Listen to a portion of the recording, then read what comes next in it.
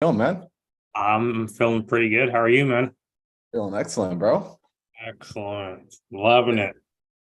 What's going on, man? I'm digging the Mickey Mouse in the background, bro. Oh yeah, I'm over at my friend's house. He's just watching some WrestleMania, and I was like, Marlon said he can talk. I'm gonna make time, man. Oh, that's freaking awesome, man. So I mean, catch me up with the last thing I saw in the circle was the question you had about the essentially kind of getting out of a bit of consumer debt and then also just kind of figuring out finances. So like kind of catch me up and fill me in. Is that still the same question or is it a new question? That was exactly what the question actually was. Yeah. So I'll say it again. Like my wife and I are having a conversation. We're in about 40K thousand dollars in consumer debt. And so and I'm coming on to like a $4,000 sign-on bonus. I thought I was gonna get like another $1,000 from something else, but basically for getting an influx of $4,000. Um, and so I was like, hey, like it's not too often that you just come in on an influx of something like that. Like let's because she was like, hey, let's just put this towards debt. And I was like, we could put it towards debt, yes, but let's go ahead and just like run a simulation or whatever, like let's try to get an asset with this so that way we can have that paying that debt. Then once we get out of it, we have that extra cash there. And she's like, that doesn't even make any sense. And so I'm just trying to talk to people who I know what this money game is, Mhm. and just trying to figure out like, like what would you do? Like what would any of these people do who I know how to make things happen? Yeah, man. So good question. Yeah, no, it's a great question, and your mind is thinking in the right place. So really, like 4,000, it's a seed. It's not a Mhm, very large seed, but it is a seed for mhm, sure. Really, it's going to be about finding the right opportunity with it. In a place where, let's say, I'm at the absolute end, and like 4,000 is all I'm ever going to get again, and I have to use mhm. that seed to catapult into something else. There I might look at something like, short-term gator lending, Okay. with EMD, things of that nature. But it's going to be tough because essentially to find a safe place to park 4,000 isn't a large amount. And to Mhm. put it to create enough of a passive return that it creates enough of an income to cover other debts, Yep. it's not as, how do I put it? As it's not going to produce a ton, right? Like let's say 4%, $4,000 producing at 12% return annually. That's 1% per month, essentially kicking Yeah. back, $40 a month. Yeah. Like so it's like it's not going to be life-changing numbers. But if you get someone that like it's like, hey, I need to borrow the money for a couple days and you lend me 4,000, I'll give you back 4,500. So you make $500 real Mhm. quick and you can rinse and repeat that. The biggest challenge is just finding the right opportunities, finding those opportunities. Like I've done gator lending, but very much as like just, friends reach out to me and just ask, hey, can I borrow like, $1,000, two thousand Yeah. bucks? I'll pay you back in 2 days. Yep. So that would be one of the first places. You've read the Richest Man of Babylon? Nope. Okay, I would read that book for sure. I'd Okay. read that book along with the book Profit first. Okay. Because what's going to be more important than this lump sum of money is Yep. going to be, and cool to see like there's some faces inside here, Jason Lombardi and Jalen. What's going on, guys? What's going to be more important than just the lump sum of money is what you actually learn to do as a reflex with money, like your habits, right? Mhm. Essentially creating a bucket system, and essentially recognizing that what typical people do is you get paid $1, you pay your expenses, you pay everything, and then whatever's left over is what you try and save. Yeah. The challenge is usually there's nothing left over. Instead, if we reallocate and we put money towards the important things first, and then with whatever's left over, we use that to pay down our expenses.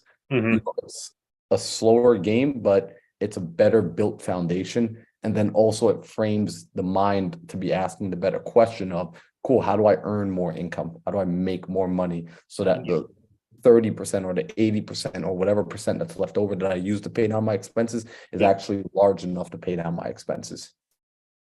Does that make sense? No, that does. So a great book that will help with that, two great books, is, like I said, The Richest Man in Babylon Yep. and Profit First by Mike Michalowicz. Or you can read Profit First for Real Estate Investors by David Richter. They're the same book, basically. It's just the one David Richter put was with real estate terminology.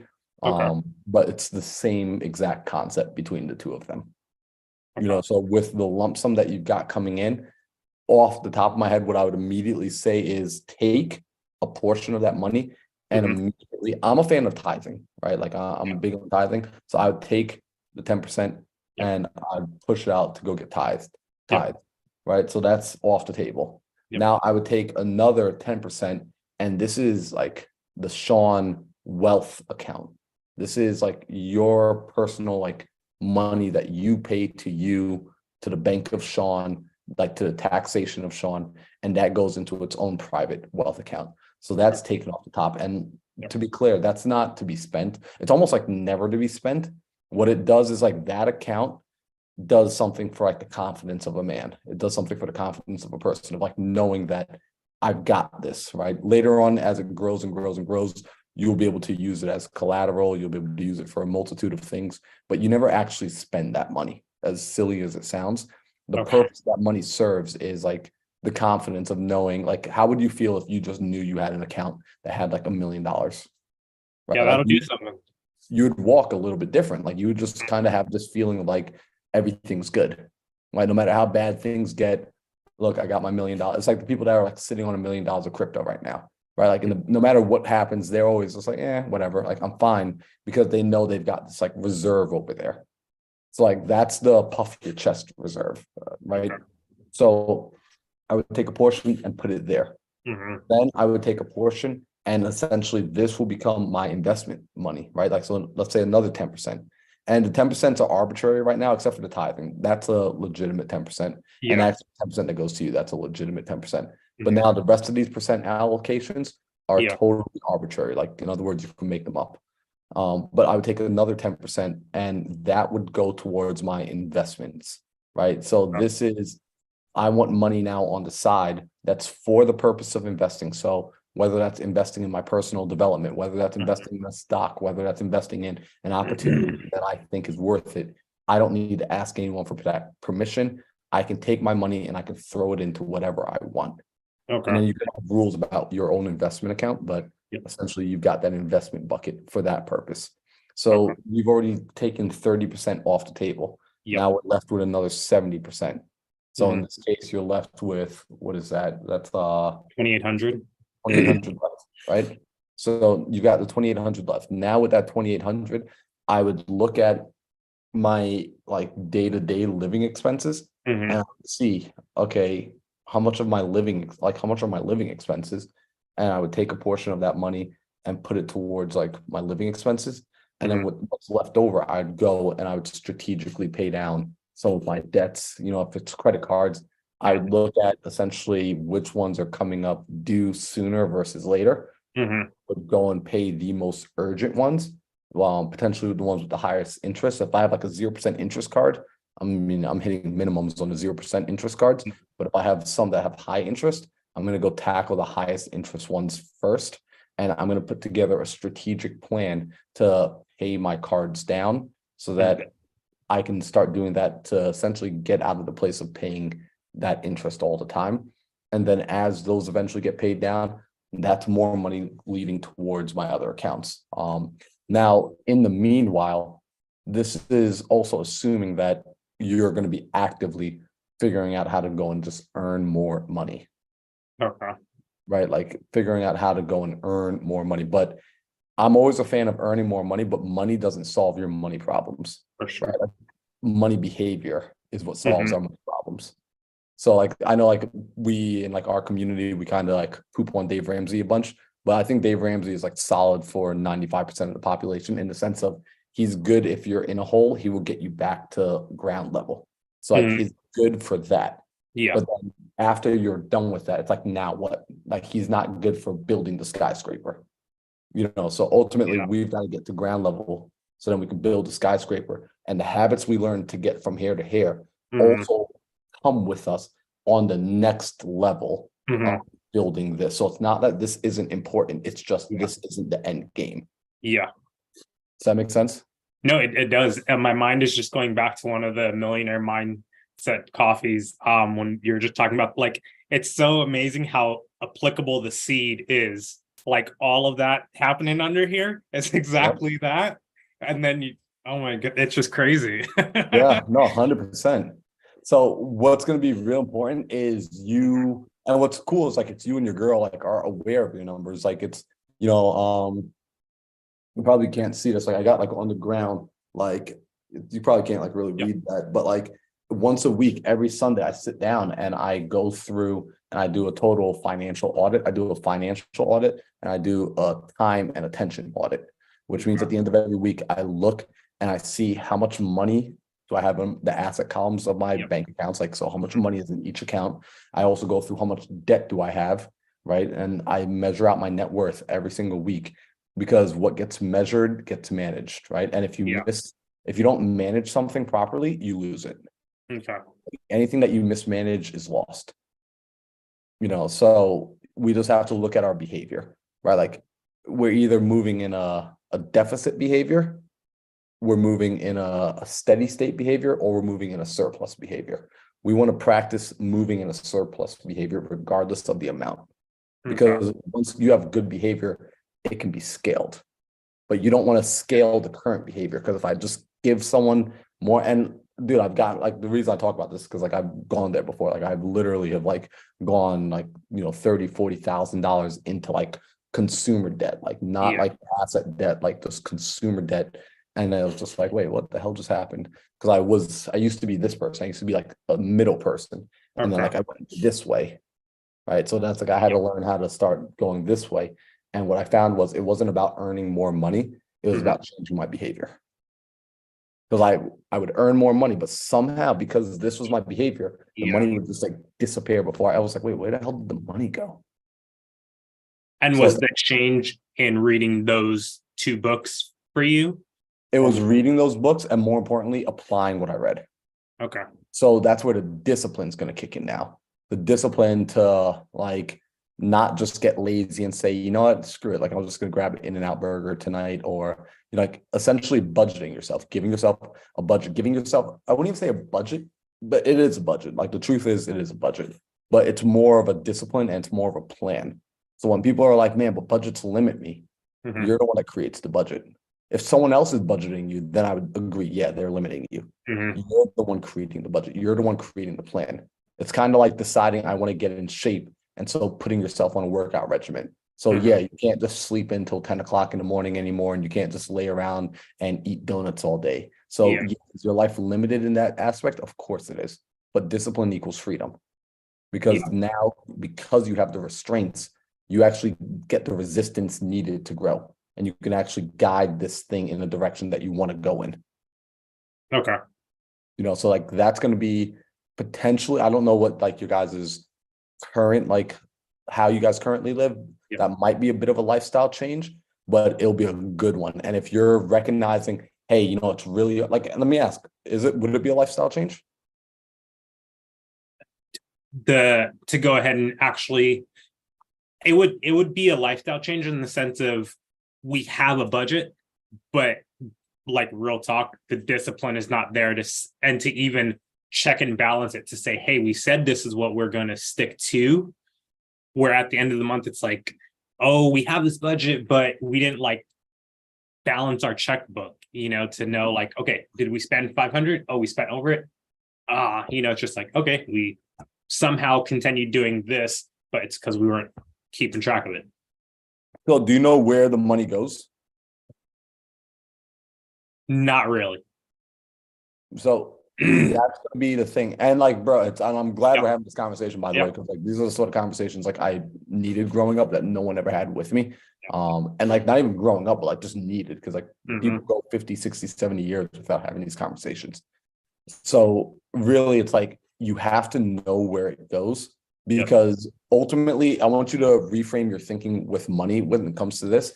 Mhm. You don't own money. I don't own money. This dude on my shirt, he owns money. God's dope. I love Yeah. the shirt. But Right. like, where the idea is, we're stewards of money, Mhm. right? So a steward is not the owner of something. A steward is simply the manager. They're responsible for the thing that's under their care, under their Mhm. management. Now, you're given more money to steward, to look after, based on your ability, based on your ability to look after it. If you're really good with looking after kids, people are going to say, hey, let me entrust you with, my kids. Like, I'll let them stay over and you can babysit them. But if you're not, no one's going to want to let you watch their kids. If you're really good about like stewarding people's cars, they'll say, hey, you can clean the car, you can wash the car, you can drive the car. But if you're not, they're going to give you less responsibility. If you're at work and you're really good with the responsibilities that the work gives you, it's not your responsibility, it's not your company, but Yeah. you're good with it, they give you more.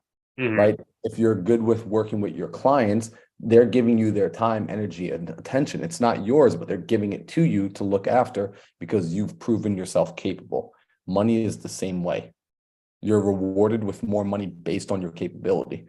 So we have to know where it all goes, because if I go and I talk to, a billionaire or a multimillionaire and I Mhm. ask him like, hey, where's the money? He says, I'm not really sure. I'm not sure what we spend it on. Or if I go and I Mhm. talk to my accountant and my accountant's like, I'm not really sure where all your money went, right? Probably not the person that I want to put in charge of, the next million. Yeah.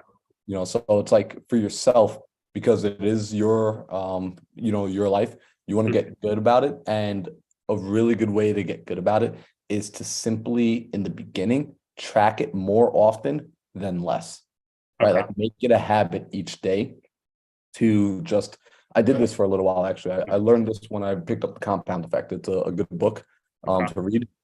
So what I did for a little while was I would walk around with like a notebook this size. Every time I spent money on anything, I would have to physically stop and I'd write down what I was spending money on. So it'd be like, 4/2/2023, $4.27 Yeah. Starbucks. Mhm. And I would do that at the end of every spend, not at the end of every day, literally at the every end of every spend. Because what happened was, it was really stupid and weird pulling out a notebook like in the middle of like buying something. Mhm. So it got me to be more conscious about every time I spent money. So it just Yeah. made me catch the habit.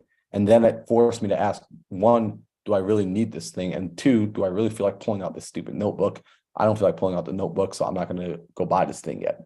Not saying that you can't go and buy things on a whim. It just makes you more consciously in control of your spending. If you want to buy Starbucks, like 10 cups of Starbucks a day, Yeah. I'm the guy that will say, go ahead and do it. Yeah. Just do it consciously. Don't do it as like a autonomic response. Like, do it as or not, don't do it as a reaction. Do it as hey, this is what I want out of my life. This is how I want to create my life. And because I know I want 10 cups of Starbucks a day, Mhm. it's now my responsibility to go and create, so I can go and buy these 10 cups of Starbucks a day without stressing or stealing from my family. Mhm. What was it that you made you say? I know you said 10 to tithe, 10 to Bank of Sean. That's just not going to go and be spent.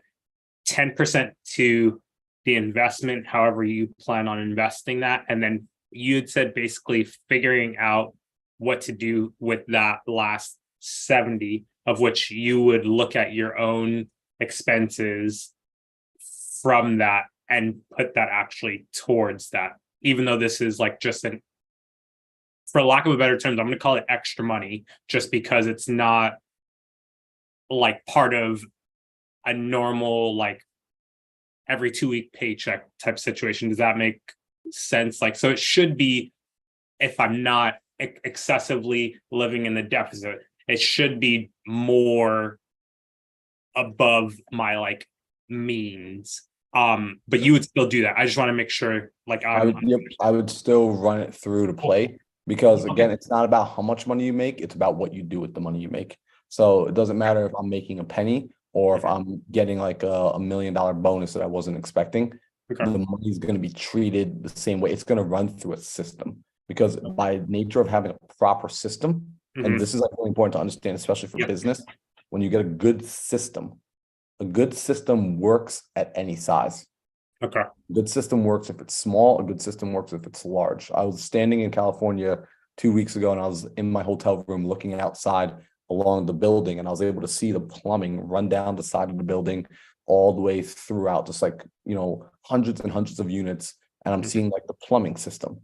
And it occurred to me, wow, the reason this building can operate and it can have hundreds and thousands of toilets flush all at once is because they have a good system, Mhm. right? There's something comes in through the top, the size of it, the hole is this big, and then as it goes through, the hole gets bigger and bigger, and it keeps opening into larger and larger chutes, Yep. and it eventually flows into a large thing, and then that flows out through the river and to the ocean, and boom, and the cycle continues. And because it's a good system, no one's constantly like chasing and running and like, you know, it works. It works for one room, it works for 100 rooms, it works for 1,000 rooms because Mhm. it's a system. So for our money, for our handling of our finances, it's got to be a good system. So even when a bonus pops in, the Mhm. bonus hits the same system. Kind of Okay. like if I have a lead that flows into my machine, it Yep. doesn't matter if I got 1,000 leads that flew in or just one lead that flew in. It's still coming through the same system. Okay. And that's why you allocate based on percentage. So like when people talk about money, like I prefer to talk in terms of percentage instead Mhm. of like actual dollar amount. Because when we start talking in dollar amount, we start thinking differently. It's like, oh, well, but I got $1,000. It doesn't matter, right? Percentage. I'm going to allocate the money in the same percentage. Okay. No, that's fair.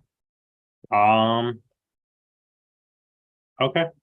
You had Mhm. said the first thing that came to your mind was the gator lending, sort of based off of one of the facts that this is not a large sum of money, The right? I would say the gator lending, but honestly, quite frankly, if I were in your situation, I wouldn't even worry about the gator lending as of yet.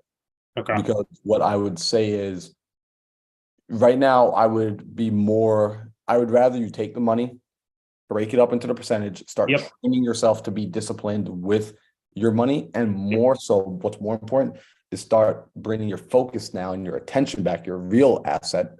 The money's not the asset. Even your time's not the asset. It's your attention. So bringing your attention, instead of using your attention trying to figure out like potentially like gator Mhm. lending, trying to learn this new thing again, I would bring my attention back and say, what am I doing to produce more money? What's my main active source of income? So like Shawn, for you, what's your main active income? A nurse. Cool. Yep. How do we 10x what's the opportunity size of that? And how do we 10x that so that because can that produce more money for you? I think there are avenues for it to produce more money for me. Um, one, yeah, there are avenues there, I think, for it to produce more money. Because you do the IV, you do like the Yep. mobile IVs, Hmm. right? I would just look at it from like the opportunity standpoint of can I produce what I like? What do I like? What do I want to make? Right? Like, is my goal $100,000 in a month? Is it ten thousand Yeah. dollars in a month? Is it whatever the number is? Yeah.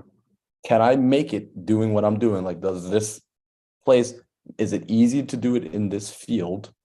Yep. Right? Like, are the margins there? Are the customers there? Is it possible to do it? And then if it's possible to do it, can I put my attention on making that reality happen? My time, energy, and focus. And then let me just focus on doing that, getting to that milestone number, hitting that milestone number, so that when I hit that milestone number, I can now funnel into the next chapter. It's very much like how Kobe looked at basketball, right? Kobe looked at basketball and said, what are the skills that I need? He says, okay, I need to be able to dribble with my left hand. Awesome. Spent the whole quarter playing with his left hand. Okay, Hmm. be able to develop my shot. Awesome. Spent the whole next season developing his shot. Okay, I need to be able to do this move. Awesome. Spent the whole next season doing this move. Right. Everyone was like, man, this guy sucks. Like he's in the beginning, everyone was like, he sucks. Right. But he was built, he had a map, he had a plan, he knew what he was doing. Yeah. right? When we look at the best companies in the world, they don't play a short-term game. Right now, the $4,000, that's a short-term game, Okay. right? Instead, look at the long term, right? Because in the grand scheme of things, if you figure out how to get yourself to be a six-figure producer or seven-figure producer, then that 4,000 was a penny on the floor, Mhm. right? So that's I would bring my attention back to focusing on the thing that actually matters, which is increasing your own internal skill and figuring out how to generate more income, how to generate more wealth, how to generate more value. If you can figure out how to do that, then that in and of itself, later on, when you're like, okay, now I've built up a large enough nest egg, because investing is all about the seed as well. It's about finding the right opportunity and then having the seed to put into that opportunity. So you want to let your seeds build up while you wait and wait for the right opportunity. But in the meanwhile, you yourself have to be producing. You yourself will always be actively working.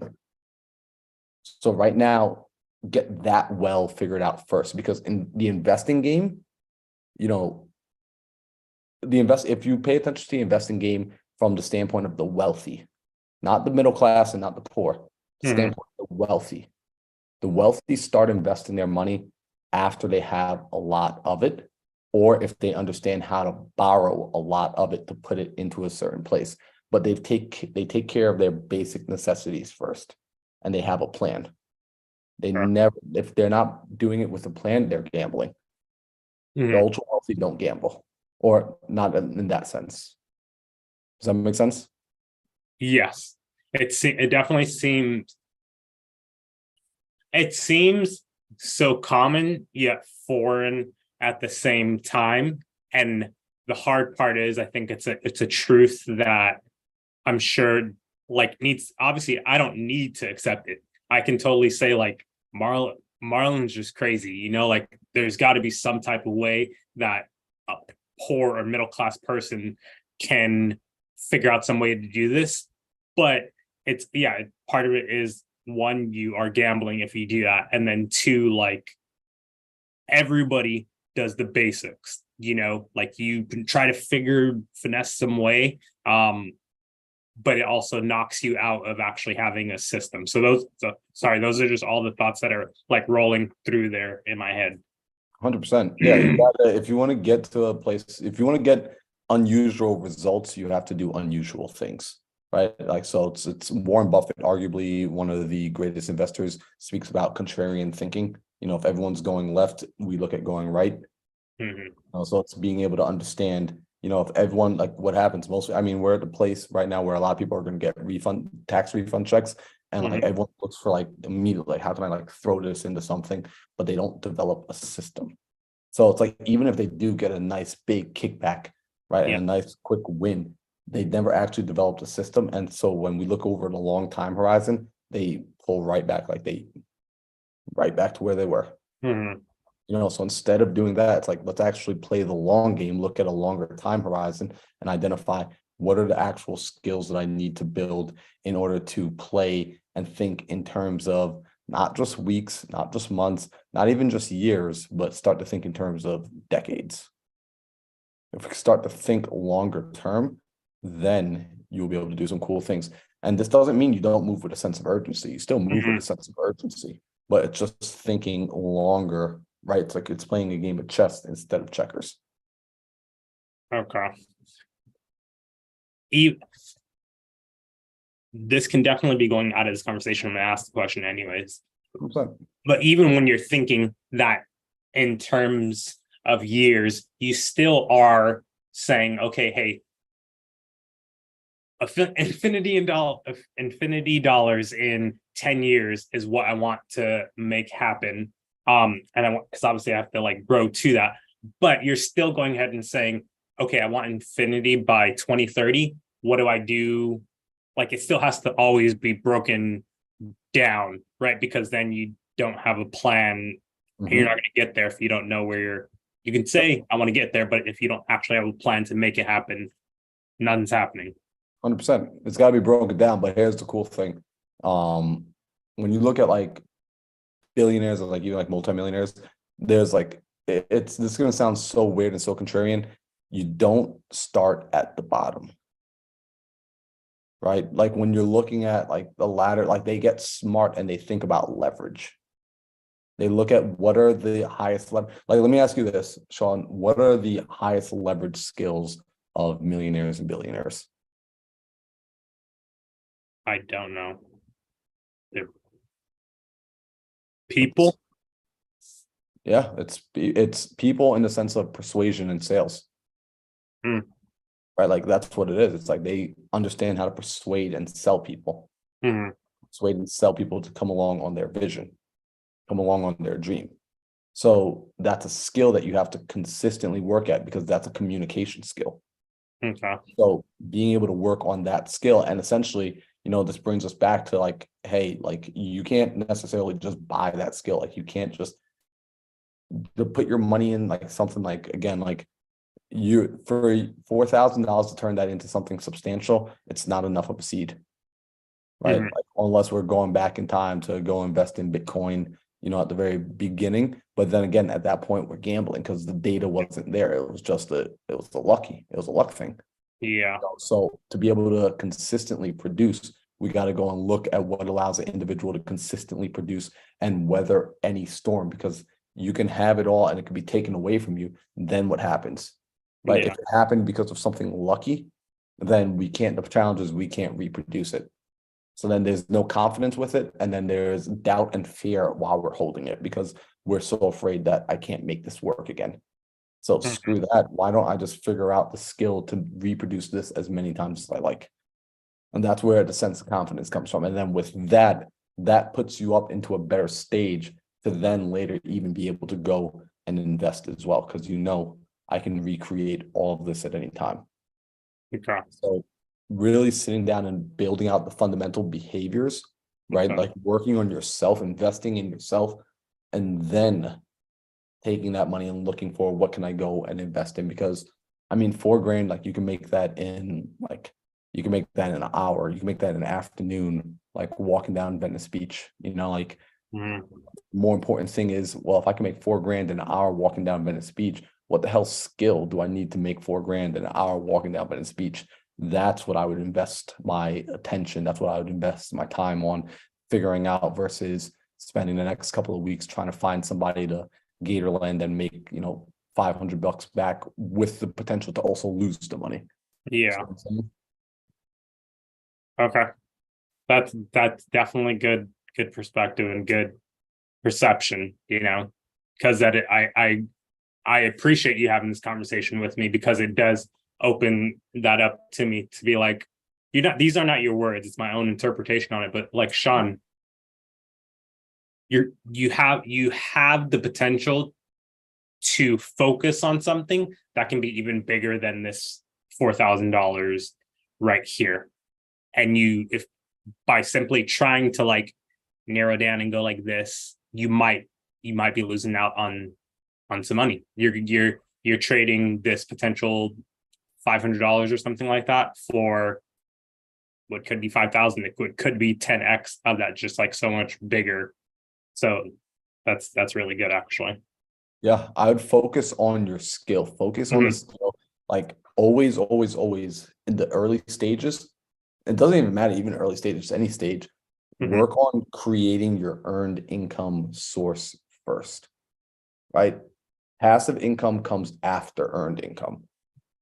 Figure out how to do earned income, and then the money that you're able to consistently, reliably accumulate through earned income means, then you can start to allocate some of it to passive, right? And then you can start to let the passive work for you. But in the beginning, go and understand how to increase the amount of earned income that you have. Go and get skills, the main ones, marketing and sales. Mhm. Two, those skills, marketing, I don't care what business a person is in, every business involves marketing and sales. I would understand those two businesses, I would understand those two skills like nothing else. I would spend my time really just working on those skills, working on selling and working on marketing all day long. All day long. Where have you what has been your, where did you get your education? I'm sure there are many things. On sales? Yeah, sales and marketing. Sales and marketing. From a resource of like a good book to read, if you want a good sales book to read, two books. One is How to Win Friends and Influence People. Huh. One of the best books because it's a book on people, and all sales is people, and all sales is communication. Sales is service. So remember that. Also, what up, Will Iarza? All sales is people. Mhm. And then the second book it's from the Sandler method. It's you can never teach a kid to ride, or you can't teach a kid to ride a bike at a seminar. So Okay. it's a good book. If you've read it, reread it. But more than reread it, it's implement these books. Like implement what you learn in them very consciously, Okay. right? Like because you're gonna read them, and Yeah. what's gonna happen is your mind is most likely gonna say, "Oh, this is common sense." Like, duh, I know this. Great. Common sense isn't always common practice, and just because it's something that's practiced doesn't mean it's mastered. Okay. So that would be what I would say from the standpoint of sales. From marketing, I just honestly I pay attention to the people that are some of the best at marketing, right? Like I look at, you and I know Pace. Pace is an amazing marketer. Mhm. Dean Graziosi, Tony Robbins, Grant Cardone, I Russell Brunson. I look at the Myron Golden. I look at these people who are really good at marketing, because marketing is essentially letting the world know you exist and making it so that they want to do business with you, like finding your right avatar, right client, and letting them know. Alex Hormozy is actually another really good one to listen to about marketing. But essentially those two skills are crucial, because you can have the best product in the world, like you got IV, dude, like Mhm. that's like solid products for a lot of Yeah. people. And there's a lot of people that have like additional money and like they care about their health, like health is something that will always sell, like health, sex, clothes and food and shelter. Those are going to be like staples in a marketplace, no matter what's happening to the world. Like people always want to feel better. Yeah. So it's like you got a product that literally makes people feel better. So now it's just a matter of why aren't we selling more of it? One of two reasons. Either one, not enough people know you exist, or Mhm. two, you're not converting them, Mhm. which just means you're not communicating with them accurately their needs and their pain points, so that they don't feel understood. Mhm. Yeah.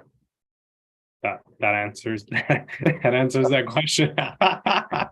So I hope that helps. Like, yeah, that's why I'd Mhm. put my focus on that kind of stuff. I would really put my focus on marketing and sales, Yep. and killing off any and all noise, right? Like remembering the saying that discipline equals freedom, Mhm. and really just like you and your girl sit down and like come up, Yep. get a game plan together, like really get a solid game plan that, okay, this is what it's going to look like, for the foreseeable future. Right now, like, we're gonna batten up the hatches for now, so that we can be in control. Once we show that we're in control, then we can start to loosen up the constraints a little bit. But like right now, we've got to almost like prove to ourselves that we're in control. So that means, if we're going out with friends and like we're just randomly like just yeah, whatever, and like just swiping the credit card, not thinking, Yeah. because maybe we don't want to be embarrassed. Maybe at dinner we're the friends that say, hey, you know what, actually, can we get a separate check because we're gonna do it like this? And Yeah. or hey guys, we're gonna come out, but right now we're on a budget, so we're gonna eat dinner. Or how about we meet you guys after dinner? Or hey guys, we actually can't come out right now because we're budgeting, and just being transparent. Like, guys, like, Yeah. come hang out. Like, it's a lot of fun, but then we end up spending too much, and we're currently looking to do something else. We're currently looking to create this new habit for ourselves. So we just need the next, 30, 60 days. Like I've told some of my friends here, like I'm in a 90-day cave right now. It's like I'm very selective about where I'm spending my time, energy. Like I'm not just like goofing around and hanging out with like the people I normally hang out with. Yeah. And like they just know, like, and my friends are like, oh, okay, cool. Because they get it. Because like it's like, hey, it's time for me to go build another habit. Sure. Where does actual also mindset come into all of this? Because I think I have another thought process kind of there of like I've heard, like you want to literally visualize yourself being there, and I know I'm on this side of it, not like the side that I actually understand it, because I'm like, where is that? Do I like, I know I can't just visualize, I know it needs to take action. But part of that, even like, I actually don't even know how to like explain that. Like, how does, where does mindset come into all of this? What I'm trying to, I think, really trying to figure out. Mindset is 95% of this, right? Like it's mindset, because mindset leads to your thoughts lead to your actions. Or I should say your thoughts lead to your feelings, and your feelings lead to your actions. So this is why mindset's so critical. Now, what you're probably talking about is like seeing this stuff and like seeing where you want to be, right? And maybe what you're experiencing right now is maybe like in your mind, you're trying to see it, and it's almost like trying to live it to the point of like, you're not sure if you're living it yet. And ultimately, I like to use the analogy of, it's kind of like someone telling you about like this high note that you can hit, like if you're a singer and you're trying to hit this high note, but the challenge is you've never heard the note before. So you're trying to hit a note that you never heard. Mhm. So what do I do? In my world, it's simple. The power of proximity. I go and find someone who's hitting that note, and I ask them to hit that note so I can hear it and I can feel it. And now I can try and mimic what I heard. And now I have something to like, oh, that's what it should feel like. That's what it should sound like. So it's like the same thing like when I did sports, like parkour, skateboarding, all that stuff. How did I improve? I just went like, I would visualize the thing I wanted to do. It worked. It takes a little bit of time, but to help speed that process up, Mhm. I'd go and surround myself with other athletes. I would watch their videos. I'd rewatch it over and over so I can start to get a better picture in my mind. Easiest way for you to start thinking like a millionaire, start thinking like a billionaire. They write books. Like, what does a Mhm. person do after they become successful? They write a book. Like last week, I sat down and I read an entire book by not by Elon Musk, but I read a book, like a biography written about not Elon Musk, Jeff Bezos, understanding how his mind thinks. Like, holy crap, that's cool. Mhm. Read Napoleon Hill, right? Like going in, reading books on Andrew Carnegie, right? Listening, going and picking up Tools for Titans from Tim Ferriss. That's a book, actually. I haven't read that book yet, but a good buddy of mine recommended it, where essentially Tim Ferriss has gone and gathered knowledge from hundreds and hundreds and hundreds of millionaires and multimillionaires, and just taken little snippets from them and put it into a book. So you can start to understand the way they think, because then you can start to get your mind to think and visualize, and you can start to ask yourself the question. See, like Christians were like pretty spot on or pretty close with something. They would ask a question like, WWJD, what would Jesus do? Mhm. Right? When they came to a dilemma and they're like, what should I do in this situation? Instead of asking what should I do, they would ask what would Jesus do in this situation? So Mhm. they read scripture, they read Bible, they learn all about this guy, Jesus. They learn all about the way he thinks. And then they would say, well, if Jesus were in this situation, what would he do? And so then, boom, from there, they start to get their answer. See, now if you do the same thing, if you start to absorb how another person thinks, how another millionaire or multimillionaire or billionaire thinks, and you just say, well, you know what? What would Jeff Bezos do in a situation like this? How would he handle this situation? What would Warren Buffett do in a situation like this? Now, if you haven't done the research, you don't know how they think, Mhm. right? Or if they're not your friend, you don't know how they think. Like, I bet you, Shawn, if I asked you, how would your best friend respond in a certain situation? You probably know, because you spent time with that person. You know Mhm. how they think, you know how they would react. You need to start doing the same thing with people of wealth, if that's your goal. Okay. Does that make sense? It does. It does. It does. And that will start to help you to be able to visualize. It'll become easier to visualize then, because now you would have, oh, that's what he did. Like, I stayed at Pace's house and like I saw like, oh, homeboy has like a calendar, like his calendar is spot on all the time.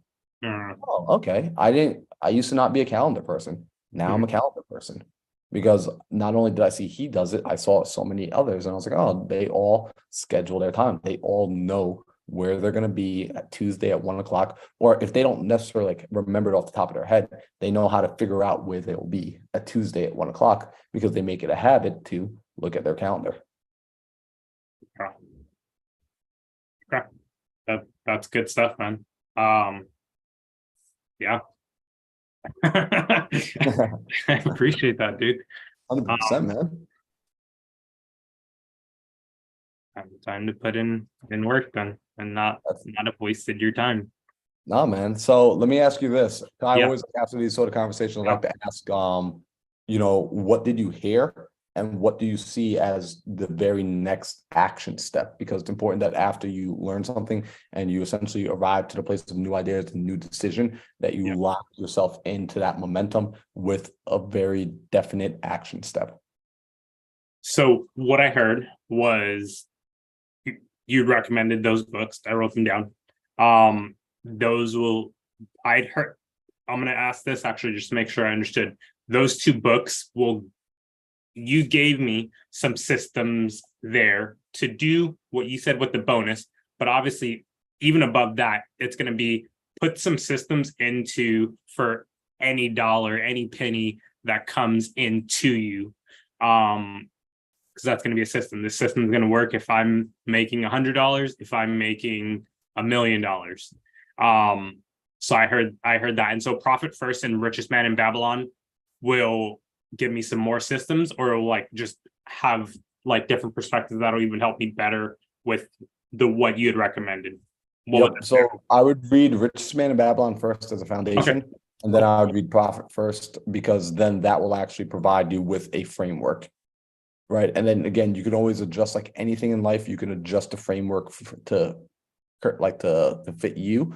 However, this is a framework that they found works really well, and you'll see it works at different brackets of income as well. So the framework adjusts based on how much money is actually coming in. You had said which one first? I'm sorry. I think I was writing.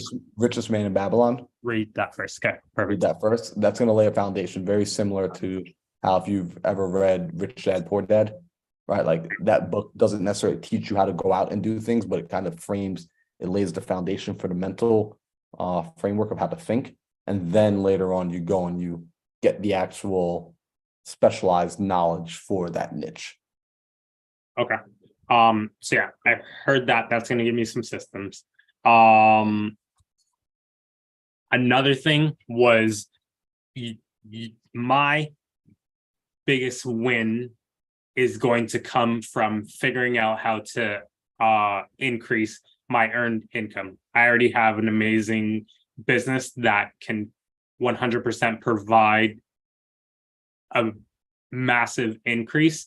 And so the biggest win there is going to come through becoming a master in sales and marketing there, because that's how I provide value to people. And then you just told me some people that I can look into for both of those, as well as some books there. So the action, I'm gonna say the action is gonna be having that conversation with my wife and saying, hey, I talked to someone who I trust with money.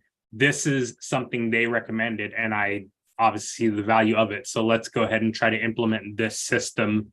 Or obviously, like, the money's not mine, so I'm gonna need to be like, hey, let's work together. Let's figure out how we can increase their income and try to make sure we have systems in place for the dollars that come in. Yep. And ask her to read the books as well. Okay. Ask her to read The Richest Man in Babylon and say, hey, let's do this. Let's not make a decision on what to do with this capital until after we read these books and after we formulate our own opinions. Sweet. Because at the end of the day, you've got to make the choice and she's got to make the choice as a partnership here. So you both have to have buy-in, unless you guys have already had that conversation that one of you is the responsible party that makes the end decision. Which, some relationships have absolutely had those conversations where it's like, yeah, you make the decisions on the finances, I make the decisions on this, and this is how we work. But ultimately do that. And I will say, you said one thing that I want to make sure to address, which is, you said with the value that you bring, it's through marketing and sales. The value you bring is going to be through the fulfillment after the sale, right? So it's like the actual product, but how marketing and sales is how you get them to make that decision to allow you to give them value, right? So it's like You can have the most value, like you can have the cure to cancer, but if you can't sell it and people don't know it exists, you're not saving anybody. Mhm. You know. So that whole old saying of like build it and then they will come, it's not true. It's build it and then market it and then sell it and then they will come. Okay. Marketing comes before sales, because marketing is letting people know this is what I got. Yep, you could be a great salesman, but if you got no leads, like, and I learned that lesson. That's why I tell people marketing, then sales, unless you're already sitting inside of a system that does the marketing for you, right? Like, so if I worked at a job where like they funneled leads my way all day long, then I would just focus on the sales aspect while I'm there so I can produce. And then I would go learn marketing afterwards so I can eventually rebuild the system for myself. But if you're on your own, then you've got to understand marketing so that you can get things coming in, and you got to understand sales so that you can convert the things that do come in. Those two skills are paramount. Okay. Okay. I'm in it. I will. This is good. I'll be on here with you again tomorrow, right? Yep. Yeah, we'll be back on tomorrow for the call for MMC. Yep. Cool. Sweet. All right, man. Awesome. I appreciate it. 100%, man. Well, I hope that was helpful. 100%, man. That clarity is obviously always good. Nice. That was clarity. Awesome. Well, Shawn, I'll let you get back to your day. I know you're over at your friend's house, so I appreciate you making time and being flexible around my schedule. Of course. Thanks again, boss. All right, brother. I'll catch you soon. Yes, sir. Later. Bye. All right, guys. So, for those of you that were hanging out, that's funny. Will I also says feels like divine timing when you speak. Hope you guys got value out of this. This was a very impromptu call with the homie Shawn. He had reached out. He's inside of our MMC community, and he had just, put up inside of our How Can I Help page inside of our community, just saying, he had a question. And I said, hey, bro, I'd love to jump on a one-on-one call. I asked his permission. I said, are you okay if we stream it live to my YouTube? Because I think other people would also get, some benefit from this. So I'm hoping that you got benefit. Olga, I love it. This is like what I do. I do coaching. I do high performance coaching. So if anyone's ever interested in working with me, the best way to do that is I'm going to actually put a link in the bottom of my YouTube description, or just go to my Instagram and click on my link tree in my Instagram. Or actually, I think my link tree is in here as well, and fill out a application. I'm opening up a new group coaching that's closing in the next 2 weeks. We're getting started up here in April. So if you are interested in that, reach out to me. Let's have a conversation. Do not wait for it to be too late, and do not wait for my calendar to get booked, because that happened last time. A lot of people waited for the calendar and it got booked. And then they were like, I really wanted to do it. And I was like, I can't. So, guys, I hope this was valuable to you. I hope that you enjoyed this. And also, I'm going to say this before I bounce out. It's Sunday. What I do on my Sundays is I use the day to game prep for the rest of the week. So that means I do like you heard me say to Shawn, I do a financial audit, I do a attention audit, I do a time audit, which means I look at throughout the last week, where was I spending my money? Where was I spending my attention? Where was I spending my time? Based off of that, I then plan out the rest of the week on what do I want to be focused on. And I focus on a handful of areas. I focus on my health. I focus on my personal development. I focus on my work. I focus on income producing activities. And I focus on my sleep, as funny as that sounds, because as an athlete, I got to let my body get its rest. So I really want you guys today, right now, if you're on the West Coast, it's only 7:30. If you're on the East Coast, I know it's a little late, it's 10:30, but please, for yourself, plan out your week today, tonight. If you haven't, then make time tomorrow. Plan out the week, but it's best to do it on a day where you don't feel like the fires are attacking you. That's why I use Sunday. So plan out your week, get it locked in, put it on your calendar, prioritize what are the important things that need to be done. Look at each day and ask yourself, what are the 3 most important things I need to accomplish tomorrow? And when you wake up, Tackle these things first. Don't say if going to the gym's important to you, don't say I'm going to go to the gym after work. Do it before work. If calling your mom and telling her you love her is important to you, do that in the morning. Whatever your thing is, do it first. I'm promising you, your life will begin to change exponentially if you can begin to tackle your priorities first. On that note, enjoy your Sunday. Be sure to subscribe to the channel if you aren't already. Turn on the notifications for when I go live like this. And if you got value, do me a favor, leave a thumbs up and leave a comment afterwards. I'm going to go and respond to all the comments this week as well.